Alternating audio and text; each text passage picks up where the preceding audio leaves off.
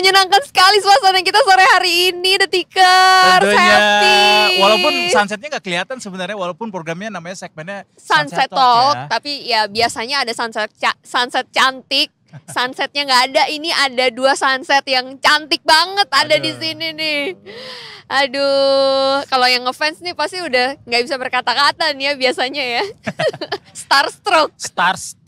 Bukan Starstruck lagi tapi Bukan, Starstruck. Kita kedatangan 2 case dari film Sumala. The Tikers. Please sambut ada Luna Maya dan juga Michaela Rose di sini atau Buba. Baba.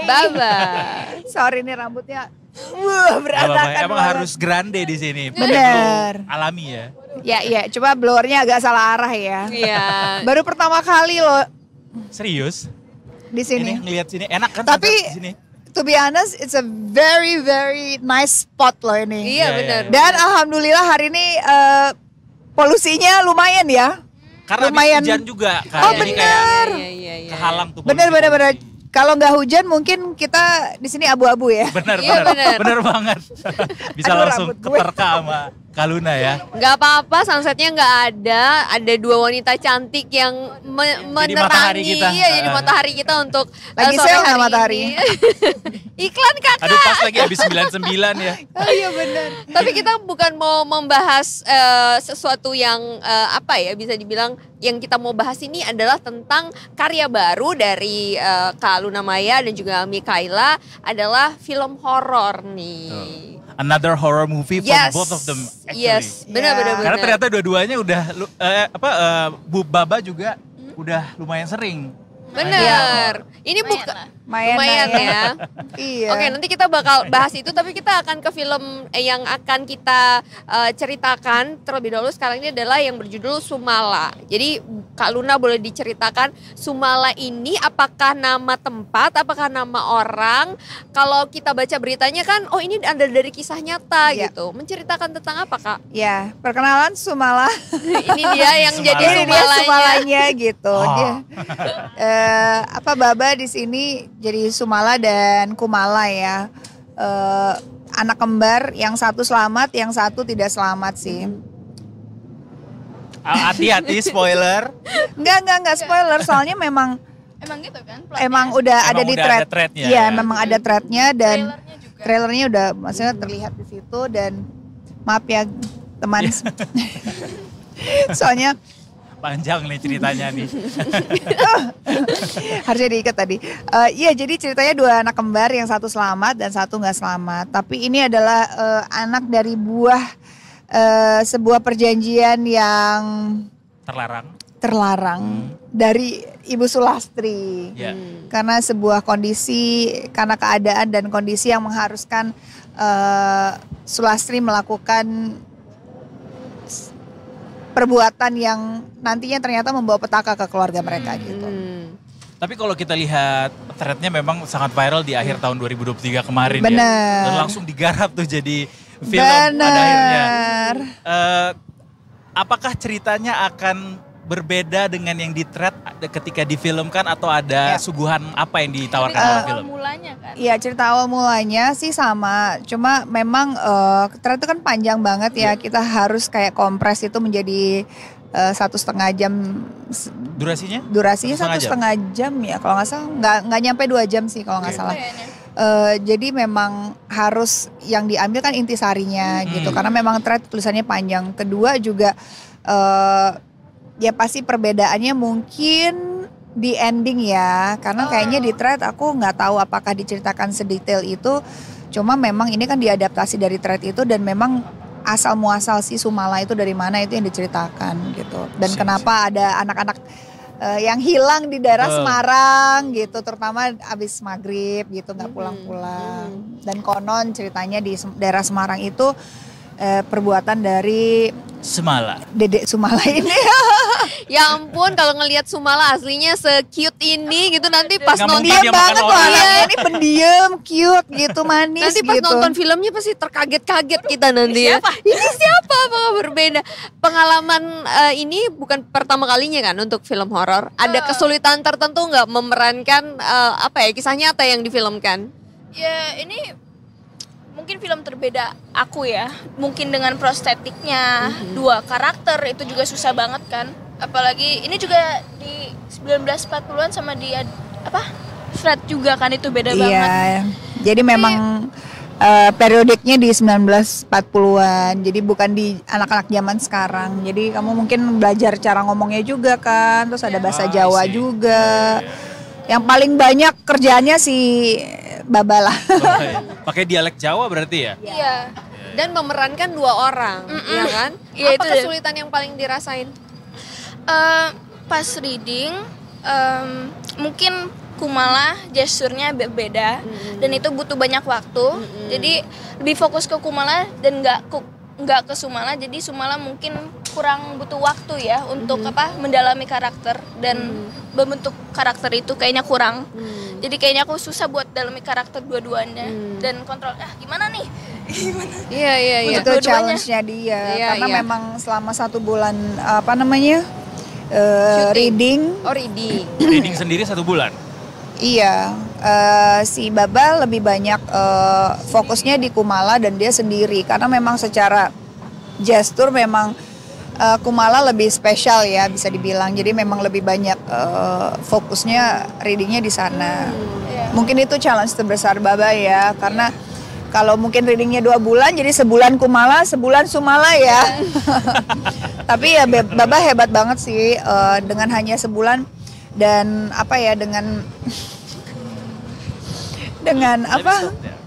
dengan semua yang udah dikerjain berhasil banget Baba bawain keduanya gitu. Gimana rasanya kayak di pantai nggak Kak Luna? Iya, kita nggak boleh ngadep ke sini aja ya. Mulai kamera dong jadinya. Susah kalau kameranya di sini agak serem ya mereka. Gantung ya terbang gitu ya semuanya. Itu pakai itu keren aja.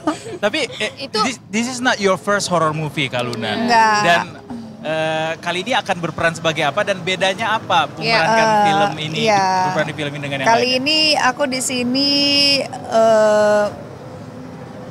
menjadi seorang perempuan Jawa, tapi ya pada saat itu memang masih ada keturunan Belandanya gitu. Jadi memang menjadi nyai lah ya. Nyai. Ya, karena memang di zaman itu banyak sekali pribumi bersama para londo-londo itu menikah gitu dan memang meninggalkan keluarganya di sini sehingga seorang Sulastri ini mendapatkan suami keturunan ningrat lah ya gitu. Jadi memang butuh perjuangan juga untuk mempertahankan rumah tangganya gitu, karena memang 10 tahun menikah belum memiliki keturunan, sedangkan pressure pada saat tahun 40-an kan orang tuh berbeda ya pandangannya sama sekarang gitu loh. Jadi harus secepatnya punya keturunan. Betul, gitu ya. Kalau enggak keluarga tuh akan menganggap ini nggak pantas lah menjadi penerus dari kekayaan dan harta yang mereka miliki lah ya. Ini, gitu betul, jadi memang Sularsi ini adalah seorang karakter yang sangat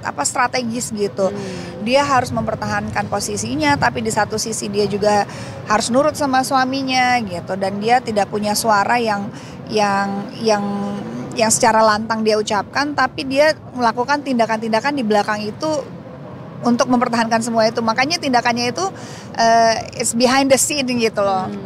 Jadi dia memang strategis orangnya, sangat strategically apa yang dia lakukan itu memang tidak dia omongin, tapi di belakang ya dia membuat itu menjadi utuh. Padahal sebenarnya ya apa yang dia lakukan ternyata membawa sesuatu yang tidak baik juga buat keluarganya. Which is sama juga Sujiman adalah seorang anak ningrat yang yang punya beban juga gitu, beban mempertahankan legacy keluarganya. Makanya kan di dalam keluarga besarnya kan cuma dia satu-satunya tidak memiliki keturunan. Ya kalau nggak punya keturunan ya kekayaan keluarga kamu ya jatuh ke Pak Leknya, misalkan seperti itu di zaman itulah gitu. Dan dia adalah seorang yang sangat patriarki, yang di zaman itu masih patriarki dan sangat otoriter, yang semuanya itu satu arah gitu. Makanya memang Sujiman terkesan seperti seorang yang kejam dan dingin. Itu juga ya dia berusaha melindungi keluarganya dengan caranya yang dia tahu, dan ya itu yang diperankan sama Mas Darius ya? Iya betul. Oke, ini kan menceritakan tentang apa mitos anak-anak tuh nggak boleh keluar di waktu maghrib gitu kan ya Baba ya. Kalau itu kan tahun 40-an ya Kak ya. Masih relate nggak sih sama anak-anak zaman sekarang? Kamu boleh dibolehin nggak kalau keluar maghrib? Boleh nih. Oh iya benar. Tapi sayangnya kita lagi nggak di daerah itu ya. Iya. Relate nggak kamu sama mitos-mitos kayak gitu? Cerita kayak gitu? Pernah dengar sini situ tapi ya emang jarang main keluar sih. Nah, emang anak rumahan ini. Nggak pernah dengar oh ini nanti ada setan atau gimana nggak pernah sih. Beda ya Do ya. Beda. Kalau Ini kita juga dulu bukan Gen Z lagi, Alpha ya. Iya. Kayaknya ya Sigma. Alpha ya. Sigma. Kalau Ini syutingnya ya. sendiri berapa hari total? Infinite Kak Luna? Aura ya. Infinite Aura. Syutingnya total berapa hari Kak Luna? 32 ya. 32-35 32-35 hari syuting Lokasi days di? ya. Semarang, Puncak, Bogor. Bogor ya. Sukabumi. Oh ya Oh Sukabumi. Itu lokasi-lokasi mistis sih menurut gue ya. Iya. Memang Ada- banyak ada nggak? cerita-cerita. Kalau Puncak mistis banget. Ada ceritanya nggak Kak? Literally and Pada saat figuratively. syuting gitu. Mistisnya ya kadang hujan kita nggak tahu kapan kelar. Jadi nungguin cuaca itu mistis buat kita. Iya. teks 20 menit aja bisa nunggu berapa jam. Iya, kita pernah nunggu 7 jam cuma nungguin kemistisan cuaca ya. Ya itulah mistis. Apa soalnya misteri alam kan. Jadi Iya, kita benar. Misteri alam. Kalau secara filmnya sendiri ada nggak perbedaan yang ditawarkan sama Sumala dengan film-film horor lainnya? Apa yang bisa dirasakan pasti penonton beda nanti? lah, pasti beda. Setiap cerita beda, setiap film tuh punya perbedaannya masing-masing. Setiap film tuh punya kelebihannya masing-masing, punya apa ya? Kan kalau sebuah film itu kan menceritakan sebuah tragedi ya, menceritakan sebuah problem lah ya. Yeah. Kalau nggak ada problem nggak ada film kan.